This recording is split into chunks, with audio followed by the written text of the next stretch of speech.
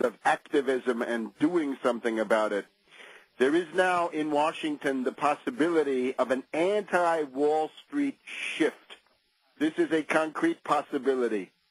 Because of the defeat of the Democrats in Massachusetts, the Wall Street control mechanisms over the Obama regime and the Congress are to some degree in crisis. And therefore, an opening has appeared, maybe momentary, maybe ephemeral, but an opening nevertheless to do something to knock out some of the main Wall Street figures in the regime. Let's point, first of all, to helicopter Ben Bernanke, the odious boss of the Federal Reserve, the Wall Street stooge, the person who allowed the bubble crisis, the derivatives bubble, and the other associated bubbles to occur during the period of 05, 06, 07. He's been on the Federal Reserve Board there for quite a while. He's had his hand in it. The man of the year for Time magazine. There is now the possibility to block the Bernanke reappointment in the wake of this defeat of the Democrats in Massachusetts, which we'll discuss in a later segment. Democrats are running for cover, and they need populist cover, economic populist cover, anti-Wall Street cover. Any Democrat who wants to survive, as I pointed out in an essay which you can see at tarpley.net, any Democrat who wants to survive has got to make a show of attacking Wall Street. Now, some of this stuff is window dressing, but nevertheless, let's see what we can get out of this. Let's ride it for all it's worth. Right now, we're told that Bernanke may not be confirmed. His confirmation process in the Senate has now broken down, and nobody knows what's going to happen to Helicopter Ben. Because of the very bad result for the Democrats in Massachusetts, we've got a whole bunch of Democratic senators who are now saying they will not vote for Helicopter Ben.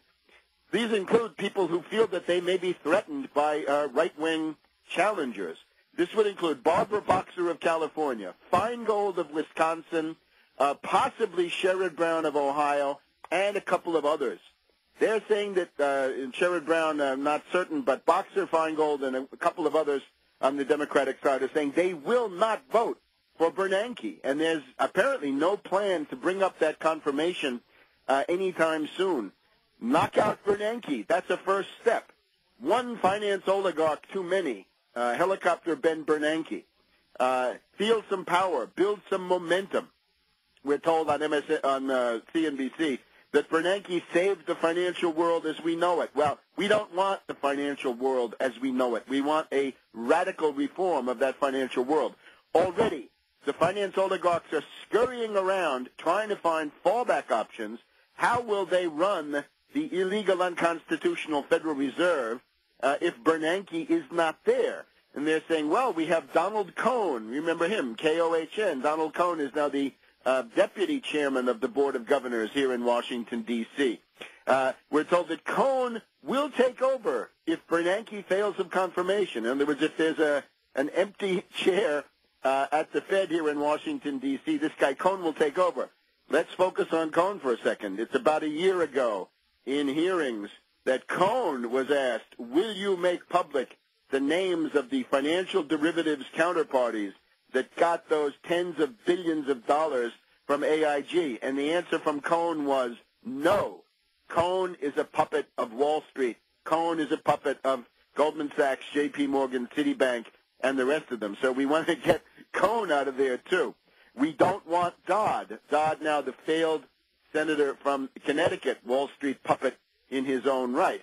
If you're interested, as we are, in nationalizing the Fed, if you want to break the power of the Federal Reserve, here is a chance. This is the biggest wave of opposition to any Fed chairman in human memory, in anybody's lifetime who's alive today.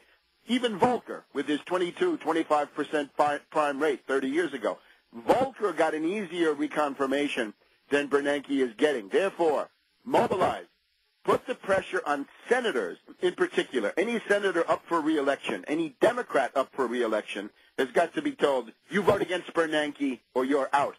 Any Republican up for re-election if you don't fight Bernanke, we'll know that your opposition to Obama and Wall Street is a fake cultural populist sham. Now, let's not stop there.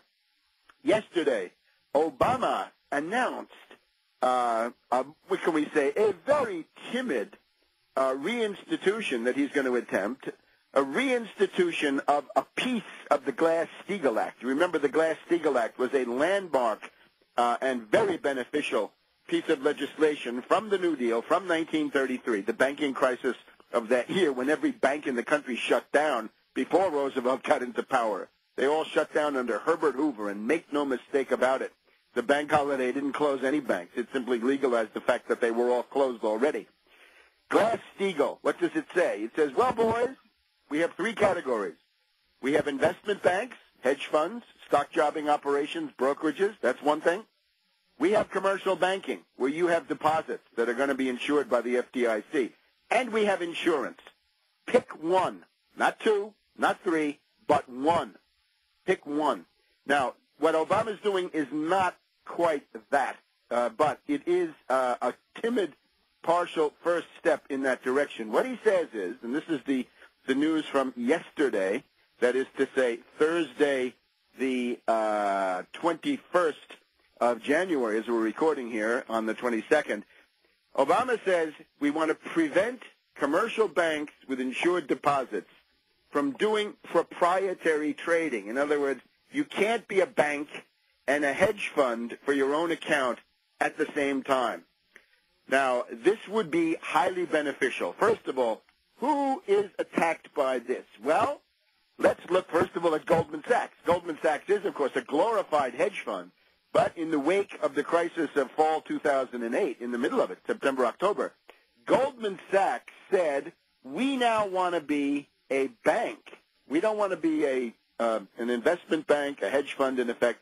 We want to become a real bank, and we want to be under the rules of the Federal Reserve. Except, of course, they're not. They just made $13 billion in 2009. $13 billion in Goldman Sachs profits in 2009. They're about to distribute a pool of $16.2 billion in bonuses. $16.2 billion, essentially, of your money given to the parasites and jackals over at Goldman Sachs. Similar things going on at J.P. Morgan and elsewhere. Slightly less Lucullian in terms of the banquet that's being offered. So this measure that says you can't be a hedge fund and a national bank under the Federal Reserve at the same time, this hits Goldman Sachs directly. The other one it hits, J.P. Morgan Chase, just the name. J.P. Morgan is a brokerage. It's an investment bank. It's a hedge fund today. And Chase Manhattan, of course, Chase National Bank, Bank of the Manhattan Company, that's a bank. You can't do that. In other words, you won't be able to have a large proprietary trading desk trading for your own account if this stuff is banned. Now, how would you, Joe Sixpack, John Q. Public, how would you benefit from this? Well, we have documented here. The crisis of 2008 had many angles. Not all of it had to do with the Bear and Lehman bankruptcies. How about the price of gasoline, and how about the role of Goldman Sachs and Morgan Stanley in bidding up that price? We'll be back in a minute.